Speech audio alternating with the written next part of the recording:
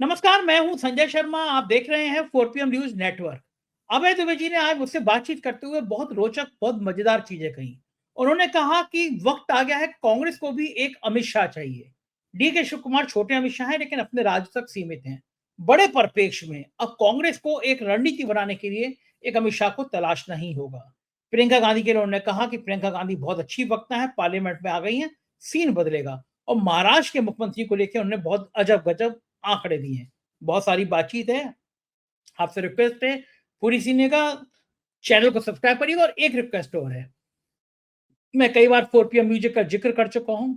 4 PM music पे मैं फिर एक ऐसी प्रस्तुति लेकर आया हूं जिसको सुनकर आपकी आंखों में आंसू आ जाएंगे और आप कहेंगे, ईश्वर को शुक्रिया कहेंगे कि ईश्वर ने आपको जो जिंदगी दी है वो बहुत खूबसूरत है। ये उसका थंबनेल देख रहे हैं। समद एक नौजवान है, इनकी कहानी 4 PM म्यूजिक पे है। इसको सुनिएगा और इस वीडियो को अपने दोस्तों को जरूर भेजिएगा। समद को आप ऐसी प्रोत्साहन दे सकते हैं। मेरे मेरे अनुरोध पे वो समद की ये पूरी कहानी, शशि भूषण समद की पूरी कहानी सुनिएगा।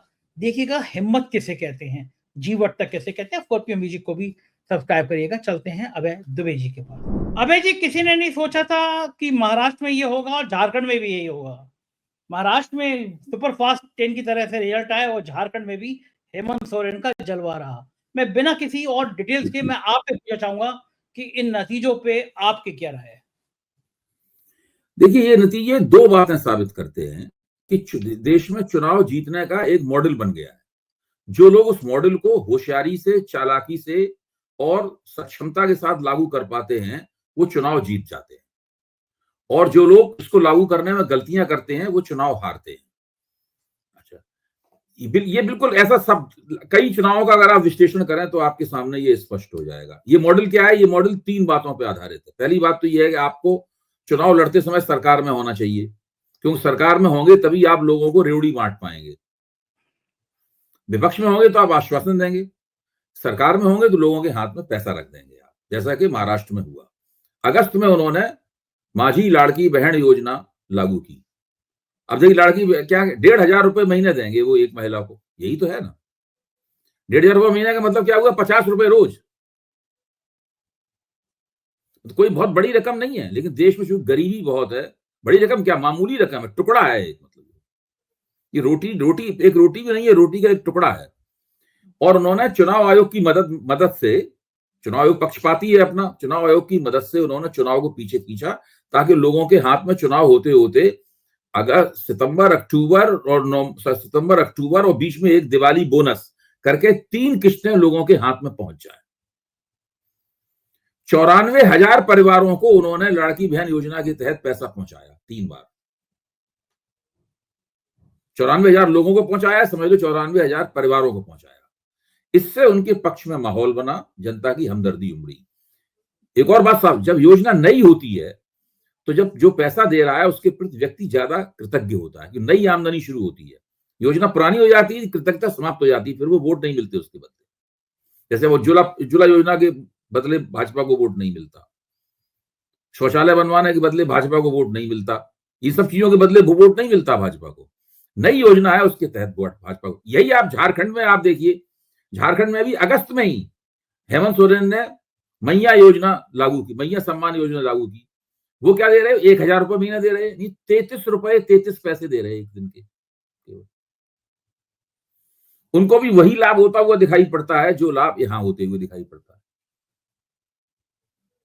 तो एक तो ये है कि यानी आप सत्ता में हो और ताकि आप रेवड़ी बांट सके, नई नई रेवड़ी बांटे आप। रेवड़ी शब्द बड़ा उपयुक्त है, इसलिए उपयुक्त है कि रेवड़ी से पेट किसी का नहीं भरता, लेकिन मजा आ जाता है थोड़ी देर के लिए। हाँ, मोदी जी ने कहा रेवड़ी बांटना। हाँ, नहीं, वो तो पुरानी, मोदी जी ने बहुत पुरानी बात कही है, कोई नई बात नहीं, पहले भी खाया था रेवड़ियां बांटना, सिन्नी बांटना। हम लोग जिस इलाके गए वहां सिन्नी बांटना कहते हैं, रेवड़ियां बांटना है सिन्नी बांटना कहते हैं। अच्छा, ये एक तो ये है। दूसरा क्या है, एक आप ऐसा नारा दें जिससे आपका जनाधार जो है वो आपके पक्ष में उत्तेजित हो जाए, जोश में आ जाए। बटोगे तो कटोगे। हाँ, महाराष्ट्र में वो नारा भाजपा का कामयाब हुआ, बटोगे तो कटोगे वाला। झारखंड में वो नारा हेमंत सोरेन का कामयाब हुआ कि बीजेपी वाले आदिवासियों को मारते हैं, वहां भाजपा का नारा फ्लॉप हो गया। झारखंड में हेमंत सोरेन सत्ता में भी थे और उन्होंने रेवड़ी भी दी, भाजपा ने केवल आश्वासन दिया, उनके आश्वासन पे किसी ने विश्वास नहीं किया। और जो हेमंत सोरेन का जनाधार था आदिवासी वाला, उसको उन्होंने उत्तेजित कर दिया, अपने पक्ष में गोलबंद कर लिया बड़े पैमाने पर। तीसरा है, आप माइक्रो मैनेजमेंट कीजिए और बड़े पैमाने पर पैसा झोंकिए। महाराष्ट्र में हम जानते हैं करोड़ों करोड़ों रुपए बड़े पैमाने पर झोंके गए, करीब 750 करोड़ रुपए तो शायद पकड़े ही गए हैं, मतलब जो है, और वो ज्यादातर उसमें पैसे भाजपा के और उद्धव शिवसेना के लोगों के पास पकड़े गए। इधर झारखंड में भी हेमंत सोरेन ने अच्छा माइक्रो मैनेजमेंट किया और मेरे ख्याल से उनके पास भी कोई संसाधनों की कमी नहीं थी किसी भी तरह की, वो पूरी तरह संसाधनों से लैस थे और उन्होंने जम के चुनाव लड़ा। मैं ये समझता हूं कि देखिए, ये कोई ऐसा फार्मूला नहीं होता है इसमें 100% हर वक्त 2 धन 2 बराबर 4 की तरह से कामयाब हो जाएगा। आपको अपनी परिस्थितियों के अनुसार उसको कस्टम मेड, टेलर मेड करना पड़ता है उस फार्मूले को। ठीक बात। वहीं आप देखिए, जो कांग्रेस है, कांग्रेस के नेतृत्व वाला जो महाविकास आघाड़ी है, जो आगे था महायुति से, वो उसने बहुत बड़ी गलती ये की कि लोकसभा चुनाव की जो रणनीति थी उसको सोचा कि ऐसा ही कि ऐसा कि विधानसभा में कामयाब हो जाएगी। उसी तरीके से संविधान सम्मेलन किए गए, उसी तरह संविधान दिखाया गया, उसी तरह जाति जनगणना की बात की गई, राज्य की जरूरत के मुताबिक उसको बदला नहीं उन्होंने। दूसरी, उन्होंने कहा कि हम 3,000 रुपए देंगे, ये 1,500 रुपए दे रहे हैं, हम 3,000 रुपए देंगे, लेकिन लोगों ने इस विश्वास नहीं किया क्योंकि वो सरकार में नहीं थे, लोगों के हाथ में दे नहीं सकते थे वो। तो ये है, मतलब मैं मोटे तौर पे देखने पे आज की तारीख में ये समझ में आ रहा, धीरे धीरे बात और भी ज्यादा बात समझ में आएगी। तो ये एक मॉडल है, आप दूसरी जगहों पे भी इस मॉडल को देख सकते हैं इसी तरीके से कामयाब होते हुए। हाँ, अगर सरकार की छवि बहुत ज्यादा खराब हो गई है तो ये मॉडल नाकाम भी हो जाता है। कर्नाटक में नहीं चला मॉडल, तेलंगाना में नहीं चला ये मॉडल ऐसा भी होता है कि नहीं चलता है मॉडल। लेकिन अगर बहुत ज्यादा आपका विरोध नहीं है, जमीन में से आग लगता नहीं निकल रही है आपके खिलाफ, तो हो सकता है ये मॉडल कामयाब हो जाए। त्रिकुटी कह रहे हैं अब बड़ा सवाल यह आएगा कि महाराष्ट्र में आपको क्या लगता है मुख्यमंत्री कौन बनेगा, भारतीय जनता पार्टी का? इसमें बहुत पंगा होगा। देखिए, इसमें बहुत पंगा होगा। इसलिए पंगा होगा कि आप एकनाथ शिंदे ने एकनाथ शिंदे ने पूरी जो चुनावी मुहिम चलाई है, हर जगह उन्होंने कहा है कि हम ही मुख्यमंत्री बनेंगे। जितनी रैलियां की थी वो खुल के कह रहे थे इस बात को। लगा था ये कहना उनके लिए जरूरी था, बनता उनका कार्यकर्ता उनका साथ छोड़ देता। अगर वो खुद ही इस बात को नहीं कहते तो उनका कार्यकर्ता क्यों उनका साथ देता? तो उन्होंने खुल के इस बात को कहा। अब जैसे ही चुनावी परिणाम आए तो उन्होंने जो बधाई दी अपने कार्यकर्ताओं को, जनता को वगैरह, सब जो उनकी कृतज्ञता व्यक्त की, उसमें साफ तौर पर उन्होंने कह दिया कि ऐसा कोई निर्णय नहीं हुआ था कि जिसकी ज्यादा विधायक होंगे उसी का मुख्यमंत्री होगा। बिल्कुल साफ, मैंने खुद सुना है। उन्होंने कहा ऐसा कोई नियम भी नहीं है, ऐसा कोई नियम नहीं है कि जिसके ज्यादा विधायक होते हैं उसका मुख्यमंत्री होता है। और उनके प्रवक्ता ने साफ किया अगर यही नियम होता तो अभी भाजपा का मुख्यमंत्री होना चाहिए था। भाजपा के तो 105 विधायक थे, उनका मुख्यमंत्री क्यों नहीं था? 2.5 साल से मुख्यमंत्री तो कम विधायक वाला था। और साफ तौर पे ये कहा जा रहा है कि भाई ये श्री एकनाथ राव शिंदे के नेतृत्व में ये चुनाव लड़ा गया।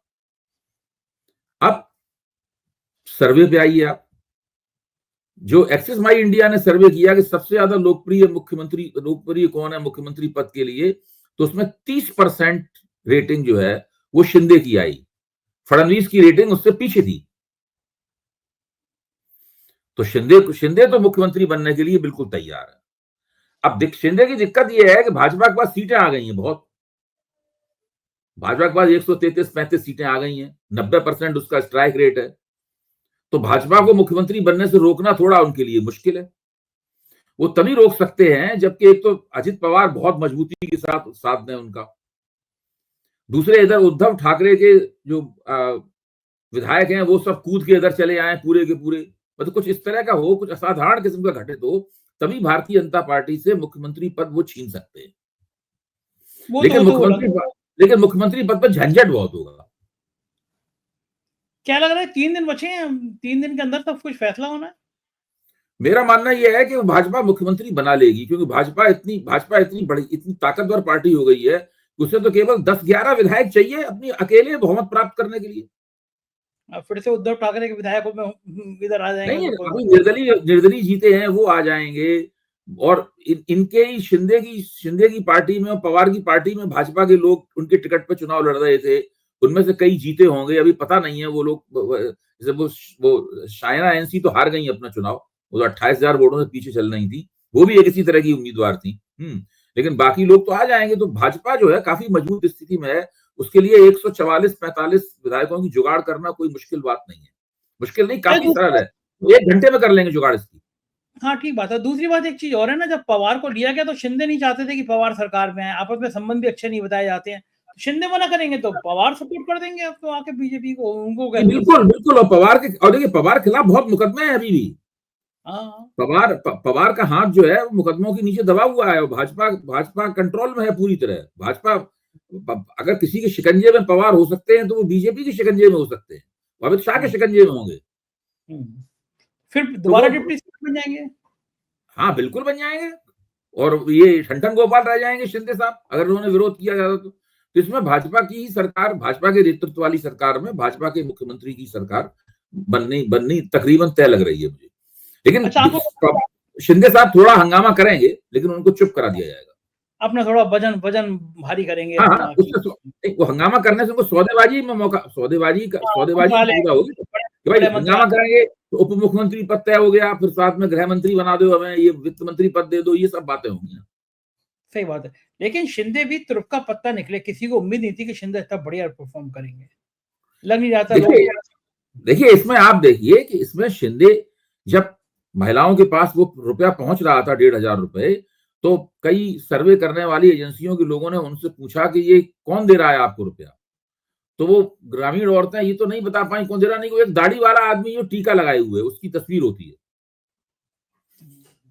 तो वो शिंदे ने लगातार अपने आप को प्रोजेक्ट किया गरीबों के मसीहा के तौर। एक तो देखिए मराठा है, वो पहले 3 व्हीलर ऑटो चलाते थे, वो तो गरीब आदमी खुद भी रहे हैं, तो उनकी आम आदमी की छवि भी है, उनका शैली भी आम आदमी वाली है। वो देवेंद्र फडणवीस की तरह वो इंग्लिश स्पीकिंग और संस्कृत निष्ठ मराठी स्पीकिंग नेता नहीं है, मतलब जो है। सही बात है। हाँ, वो तो बहुत पढ़े लिखे और उच्च वर्गीय नेता है देवेंद्र फडणवीस। उनका परिवार भी देखने में ऐसा लगता है। शिंदे तो बिल्कुल जमीन से जुड़े हुए आदमी लगते हैं। फिर उन्होंने मुख्यमंत्री के तौर पे जो जिस तरह से उन्होंने पहलकदमियां की, उसमें भी पूरी तरीके से उनकी एक छवि निकल के आई है। तो वो चैलेंज करेंगे उनको और देवेंद्र फडणवीस को, और थोड़ी मुश्किल जरूर खड़ी करेंगे वो। ये इस बीच में क्या लग रहा है कि लॉटरी बीजेपी का अगर मुख्यमंत्री बनता है तो लॉटरी देवेंद्र की लगेगी, फडणवीस की, या फिर कोई और भी बन सकता है? देखिए, पहले तो नाम कई चल रहे थे, जैसे कि एक राव साहब दानवे का नाम चल रहा था जो कि मराठा चेहरा है। सुना ये जा रहा था कि अश्विनी वैष्णव जो कि सारा रुपए पैसे का इंतजाम करने में लगाए गए हैं, उनको राव साहब दानवे के जरिए पार्टी में मनी जो है वो चैनलाइज कर रहे हैं चुनावी मुहिम में, ये सब बताया जा रहा था। और देवेंद्र फडणवीस के हाथ में पार्टी की आर्थिक कमान नहीं है, वो राजनीतिक नेता जरूर है लेकिन आर्थिक कमान नहीं। राव साहब दानवे अमित शाह के विश्वस्त भी है, माने जाते हैं बहुत। लेकिन मोटे तौर पर देखा तो ये जाता जा रहा है कि देवेंद्र फडणवीस के नेतृत्व में ही चुनाव लड़ा गया है। राव साहब दानवे का नाम तो ऐसे ही औपचारिक रूप से कभी कोई ले दे, लेकिन मुख्य तौर पर तो देवेंद्र फडणवीस ही नेता के तौर पर देखे जाते हैं। पूरा मीडिया इस वक्त उनका प्रचार करने में लगा हुआ है, उनको महानायक बताने में, पूरी तरह महानायक बताया जा रहा है इस वक्त उनको, देवेंद्र फडणवीस को। तो मुझे लगता नहीं, और राष्ट्रीय स्वयंसेवक संघ भी उनके पक्ष में है। लगता है कि लॉटरी फडणवीस की लगेगी। और एक और बात है, उन्होंने चुनाव जीतने के बाद ट्वीट किया है, उन्होंने उसकी तरफ आपका ध्यान दिलाना चाहता हूं मैं, देवेंद्र फडणवीस में। उसमें एक ट्वीट में ये है, एक ट्वीट में एक लाइन उन्होंने ये लिखी है, मोदी है तो मुमकिन है। ओके। और दूसरी लाइन उन्होंने ये लिखी है कि हम एक हैं तो सेफ हैं, कटेंगे तो बटेंगे, ये वाली लाइन उन्होंने नहीं लिखी है। उधर योगी आदित्यनाथ ने जो ट्वीट किया है उसमें कटेंगे तो बटेंगे, एक है तो नेक है, अपने ही दोनों नारे उन्होंने लिखे हैं। मोदी द्वारा दिया गया नारा नहीं लिखा है उन्होंने, ना ये लिखा है कि मोदी है तो मुमकिन है। हाँ, क्योंकि यूपी में भी फर्क बता रहा हूँ आपको। यूपी में 7 सीटें जीत गए ना वो, तो योगी भी जीत गए और फिर तमाम जगह जगह घूम के प्रचार प्रचार किया है, तो उन सबका श्रेय तो लेंगे ही वो। हाँ, यूपी में उनके समर्थक जो बड़े खुश हैं, उनके आसपास के हैं, वो कह रहे हैं कि देखो योगी ने पूरा चुनाव बदल दिया, ये नारा कटोगे तो बटोगे, पूरा चुनाव सिर्फ योगी के कारण बट गया है। मीडिया का भी बड़ा हिस्सा इसको छाल रहा है ना, योगी की ब्रांडिंग करने में। हाँ, योगी की ब्रांडिंग करने में मीडिया का बड़ा हिस्सा लगा है। और राष्ट्रीय स्वयंसेवक संघ समर्थक जितने भी पत्रकार हैं, वो सब मोदी का विरोध नहीं करते हैं, मोदी का विरोध तो कोई नहीं करता है, लेकिन वो योगी की ब्रांडिंग करने में लग गए। अच्छा, कुछ कुछ पत्रकार तो हैं भी बड़ी, जैसे मतलब पत्रकारों की भी सीमाएं गजब गजब हो गई हैं। जैसे मैं आपको बताऊं कि वो एक सुशांत हैं पत्रकार, नव भारत के ही हैं वो, ना उन्होंने मतलब भाषा देखी है, उन्होंने लिखा है कि हिंदू जगेगा कुछ भी होगा, मतलब हिंदू भी जग सकता है, जगाने वाला चाहिए। जिस पत्रकार का आप नाम ले रहे हैं, ये तो वो हैं जिनको एक बार कांग्रेस ने कहा था कि इनका हम बहिष्कार करते, उस लिस्ट में इनका भी नाम था। लाइन है, हिंदू भी जा सकता है, जगाने वाला चाहिए। मैंने भी मजे लेने के लिए इनके नीचे लिख दिया। झारखंड को देख के तो यही लगता है। यही गजब है, लोग पत्रकार तो एक दूसरा ट्रेंड ये है कि चैनलों में झारखंड के बारे में चर्चा ही नहीं हो रही है। कहीं नहीं चर्चा हो रही। हम तो दिन में कई बार कह रहे भाई झारखंड पे भी तो बात करो, भाजपा राष्ट्रीय पार्टी है, सिर्फ महाराष्ट्र पे ही बात करके क्यों रह गए? हाँ, आपको याद होगा जैसे भाजपा के दफ्तर में जश्न मन रहा है, उसमें क्या झारखंड की पराजय का जश्न भी है? हाँ, नहीं, वो उन सब मुद्दों पे बात नहीं होगी। अच्छा, 2 बड़े मुद्दे थे चुनाव में महाराष्ट्र के में, हम लोग फिर महाराष्ट्र की चर्चा कर रहे हैं। एक था कि गुजरात बनाम महाराष्ट्र और दूसरा था अडानी। 2 बड़े मुद्दे थे जो राहुल गांधी ने लगातार उठाए और लग रहा था कि ये गुजरात बनाम महाराष्ट्र का मुद्दा भी और अडानी वाला मुद्दा भी महाराष्ट्र में काम करेगा, क्योंकि लगातार इस पे हमले हो रहे थे। ये मुद्दा भी काम नहीं किया क्या? देखिए, मुद्दों के काम करने के लिए जरूरी होता है कि आपके पक्ष में थोड़ा-सा जमीन बनी हुई हो। आप अपने पक्ष में जमीन बनाने में कामयाब नहीं हुए ना, आप लोकसभा का हथकंडा इस्तेमाल करते रहे। आपको अपने हथकंडे का नवीकरण करना चाहिए था। जो चीज लोकसभा के चुनाव में चली है, जरूरी नहीं कि विधानसभा के चुनाव में चलेगी। एक बार तो लोगों ने आपको सवाल पे वोट दे दिया ना। ठीक बात है। अच्छा, आपके हिसाब से महाविकास अघाड़ी से सबसे बड़ी चूक केवल यही हुई कि वो अपने आप को रीडिजाइन नहीं कर पाया, कोई और भी बड़ी चूक हुई? बहुत बड़ी चूक है, अपने आप को रीडिजाइन नहीं कर पाए वो, ये बहुत बड़ी चूक है। रैलियां भी कम करी। दूसरे आप देखिए ना कि उसमें क्या है कि इसमें महाविकास अघाड़ी में तीनों दल जो है ना, वो थोड़े बहुत फर्क के साथ बराबर स्थिति में है। जिस तरह टिकटों का बंटवारा उन्होंने आपस में किया, बराबर स्थिति में थी तीनों दल। जबकि वहां देखिए आप, महायुति में भाजपा ने कहा कि हम सबसे बड़े दल रहेंगे, हम 148 सीटों पर चुनाव लड़ेंगे, आपको हमारा मातहत रहना पड़ेगा। वहां भाजपा की लीडरशिप पूरी तरह से स्थापित हो रही है, मतलब यहाँ कांग्रेस की लीडरशिप उस तरह स्थापित भी नहीं हो रही है। अच्छा, जो पिछले दिनों में चुनाव हुए हैं, चाहे जम्मू कश्मीर में ले लीजिए, वहां भी रीजनल पार्टी उमर अब्दुल्ला है, हेमंत सोरेन के देख लीजिए कांग्रेस सेकंड में, तो क्या ये समय आया कि कांग्रेस को थोड़ा पीछे हटके अब रीजनल पार्टी को और स्पेस देना पड़ेगा? देखिए, इसमें ये बात नहीं अभी कही जा सकती। ये अक्सर कहा जाता है कि बीजेपी को रीजनल पार्टी के मुकाबले चुनाव जीतने में दिक्कत होती है, लेकिन कांग्रेस के मुकाबले वो आसानी से चुनाव जीत लेती है। लेकिन कांग्रेस ने भी बीजेपी को कई चुनाव हराए हैं। कांग्रेस ने तेलंगाना में बीजेपी को नहीं जीतने दिया, कांग्रेस ने कर्नाटक का चुनाव जीता, कांग्रेस ने हिमाचल प्रदेश का चुनाव जीता। ये तो बिल्कुल ताजे उदाहरण है आपके सामने। तो ऐसा नहीं है, सवाल ये है कि कोई नियम नहीं है। सवाल ये है कि आपके पास एक तो आप रणनीति अच्छी बनाइए अपनी, उसमें जरा अकल लगाइए थोड़ी, ऐसा नहीं हो और फटाफट निर्णय लीजिए। समय नहीं होता है बहुत ज्यादा। भाजपा में खूबी है, भाजपा को अगर अपने विरोधी की रणनीति अच्छी लग रही है तो भाजपा उसको तुरंत हड़प लेती है और मेड इन भाजपा कह के लागू कर देती है उसको। तो भाई ये सब हाँ तुरंत लागू करते, उनके पास बहुत फटाफट निर्णय लेते हैं वो। इस मामले में वो ज्यादा होशियार हैं। ऐसी बात भी नहीं है कांग्रेस बहुत गरीब पार्टी हो, उसके पास संसाधन नहीं है। जिस तरह आप देखिए, भाजपा के पत्रकारों की दुनिया है, भाजपा उस पत्रकारों की दुनिया को बहुत अच्छे तरीके से कल्टीवेट करती है, बहुत अच्छे तरीके से पटा के रखती है उनको अपने साथ, उनके सुख दुख का ख्याल रखती है, उनके हितों का ख्याल रखती है। कांग्रेसी इस मामले में अहंकारी और कंजूस हैं, मैं साफ कहता हूं। बिल्कुल ठीक बात है। हाँ, इंटरव्यू तक लोकसभा का चुनाव उसके मैं अच्छा प्रदर्शन करने के बाद में मेरे पास कांग्रेस के एक रणनीतिकार आए, उन्होंने पूछा अब हमें क्या करना चाहिए, क्या करना चाहिए। तो हमने बताया कि जो मेरी समझ में आया उस वक्त आईएसी में बैठक हुई, मैंने बताया ये करना चाहिए। तो उन्होंने ठीक है, इन बातों पे हम लोग तब विचार करेंगे जब प्रियंका जी वायनाड से चुनाव जीत जाएंगी। हम नहीं, तब तक तो जमीन आपके पैरों के तले निकल जाएगी।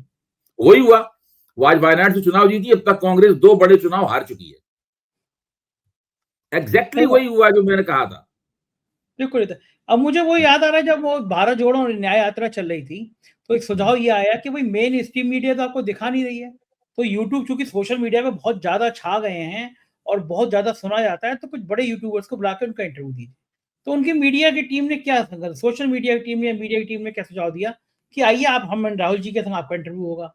लेकिन वो इंटरव्यू की ओरिजिनल कॉपी सुनने में आया, मेरे संग तो संपर्क नहीं किया, लेकिन सुनने में आया, कहा गया कि वो ओरिजिनल कॉपी हमको दे दीजिए, हम उसमें चेक करेंगे और पहले वो वाला इंटरव्यू एडिट करके हम पहले राहुल जी के पेज पे डालेंगे, फिर आप चलाएंगे उसको। तो कुछ नहीं नहीं, वो लोग देखिए, तो इससे एक और बात है, जब ये लोकसभा के चुनाव में कांग्रेस की सीटें दूनी हो गई और बीजेपी बहुमत खो बैठी, तो कांग्रेसियों को लगने लगा कि उनका वक्त आ गया है। हाँ।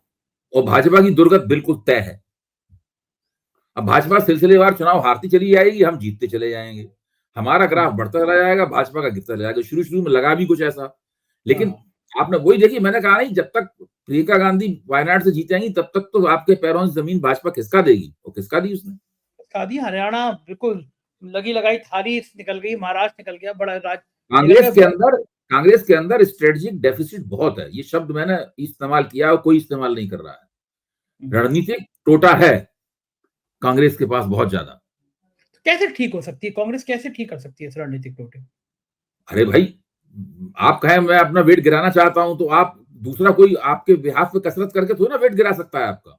सही बात है। मैं कहूंगा भाई मैं स्लिम होना चाहता हूं, तो मैं किसी नौकर को रख लूंगा, तुम मेरे लिए मेरे बिहाफ पे एक्सरसाइज करो, डाइटिंग तुम करोगे, कसरत तुम करोगे, तो वेट हमारा थोड़ी ना गिरेगा, उसी का गिर जाएगा वेट।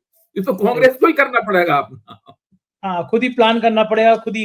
अरे भाई कमाल है, कोई मतलब नहीं है बीजेपी का। मैं देखता हूँ जो बीजेपी समर्थक पत्रकार होते हैं, बीजेपी के छोटे नेता से बड़े नेता उनको फोन करते हैं कि आप वहां जाएंगे, कवरेज करेंगे, रहने की व्यवस्था करा देंगे। आप मत सुनिए, मैं बीजेपी की आलोचना करता हूँ, सब लोग जानते हैं, हर बीजेपी वाला भी जानता है। अगर कहीं एक फंक्शन में कांग्रेसी नेता मिल जाए और बीजेपी के नेता मिल जाए, और तो बीजेपी के नेता ज्यादा गर्मजोशी से मिलते हैं। हाँ बिल्कुल ठीक कह रहे हैं, एकदम ठीक कह रहे हैं। कांग्रेसी नेता तो मुंह सुजाए हुए कुर्सी में बैठा हुआ, उठ ही नहीं रहा है, हाथ भी नहीं मिला रहा ठीक से। हाँ बिल्कुल सही कह रहे हैं। एयरपोर्ट पे कांग्रेस, अभी एक एयरपोर्ट पे, मैं नाम नहीं लूंगा उनका, अभी मैं जब लखनऊ जा रहा था तो एयरपोर्ट पे मुझे कांग्रेसी नेता बढ़ गए, बहुत बड़े उत्तर प्रदेश के नेता है, कभी आपको व्यक्तिगत रूप से बता दूंगा। तो जब मैंने उनकी तरफ देखा तो दूसरी तरफ मुंह करके देखने लगे। मैं उठ के गया, मैं उनसे हाथ मिलाया, वो मुंबई से आ रहे थे, तो मैंने उनसे पूछा क्या हाल है मुंबई का, तो कुछ उन्होंने बुदबुदाते हुए कुछ बातें कही जो मैंने सुनने में मुझे दिक्कत हुई। फिर वो, मतलब मुझे लगा नहीं कि इनको बहुत मुझसे बात करने में दिलचस्पी है। बताइए, ठीक है भाई, हम कोई पैसे मांगने तो गए नहीं थे उनके पास। हाँ ठीक बात है। और ये हाल मतलब है मीडिया का, सोशल मीडिया का कोई संपर्क नहीं करेगा, अभी कोई बात नहीं करेगा। किसी ने कहो तो मतलब ये सब चीजें कांग्रेस को खैर देखनी पड़ेगी, लेकिन उनका मन है वो देखें नहीं देखें। इस चुनाव का, महाराष्ट्र के चुनाव का खास तौर से दिल्ली के चुनाव पे क्या असर पड़ेगा? कोई असर नहीं पड़ेगा। दिल्ली का चुनाव अलग बिल्कुल चुनाव है। किसी, देखिए महाराष्ट्र का चुनाव, मैंने कहा ना, महाराष्ट्र का चुनाव और झारखंड का चुनाव बिल्कुल अलग अलग है, अलग अलग परिणाम आए बिल्कुल एकदम। भाजपा वहां कामयाब है, यहाँ फ्लॉप है। इसलिए दिल्ली का चुनाव बिल्कुल अलग चुनाव है। भारत में कोई चीज जुड़ी हुई नहीं है। इसी तरह मैं कहता हूं, भाजपा कितने भी विधानसभा चुनाव जीत जाए, वो लोकसभा चुनाव में अपने खिलाफ एंटी इनकम्बेंसी नहीं रोक सकती। सही बात है, लोकसभा में तो वो अलग होगी भाई। इस पिछले लोकसभा चुनाव से पहले 3 शानदार चुनाव जीते थे ना भाजपा ने। कांग्रेस से दो बड़ी स्टेट छीन ली थी, छत्तीसगढ़ और राजस्थान। देखो लोकसभा चुनाव में भाजपा की हुलिया खराब हो गई। हाँ ठीक बात है। अच्छा, एक आखिरी सवाल। प्रियंका गांधी ने इतिहास रच किया और आ गई वो पार्लियामेंट में, अब क्या सीन होगा? पार्लियामेंट का सत्र शुरू हो रहा है भाई। प्रियंका गांधी अच्छी वक्ता हैं, वो पार्लियामेंट में बीजेपी के लिए मुश्किलें पैदा कर सकती हैं, तथ्यों और आंकड़ों के साथ में उनके पास हाजिर जवाबी है। तो इस सब के जरिए अच्छी हिंदी बोलती हैं, प्रभावशाली वक्ता हैं, तो वो एक अच्छी सांसद के रूप में विकसित हो सकती हैं।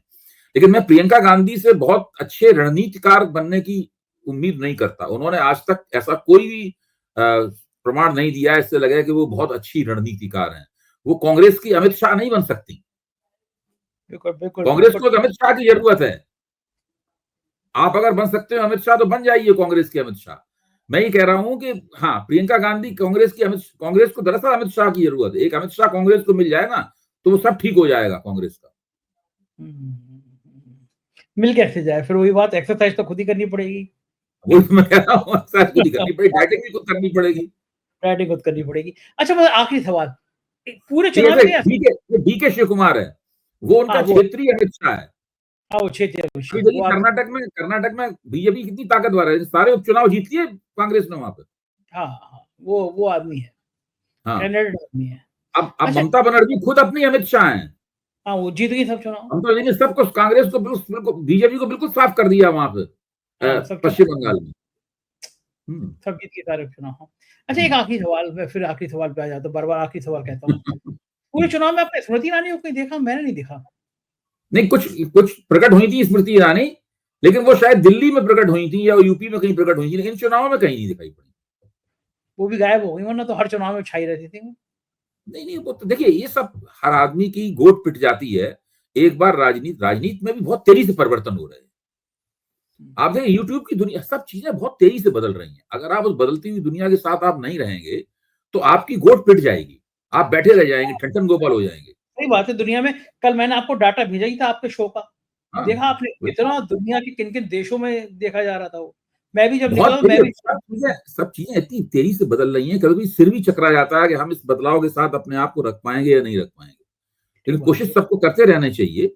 अगर आप बुद्धिमान हैं, तत्पर हैं, आपका दिमाग तेज है और आप मेहनत करना जानते हैं तो आप रह सकते हैं इस दौड़ में। बिल्कुल सही बात है। बहुत-बहुत शुक्रिया अभय जी, आप इतना मेहनत करके आए और फिर मैं आपसे बैठ गया। बहुत-बहुत शुक्रिया, थैंक यू। तो ये थे अभय दुबे जी, पूरी बातचीत सुनी। मुझे यकीन है कि आपको ये बातचीत पसंद आई होगी। अपनी राय से अवगत कराइएगा। शुक्रिया, थैंक यू।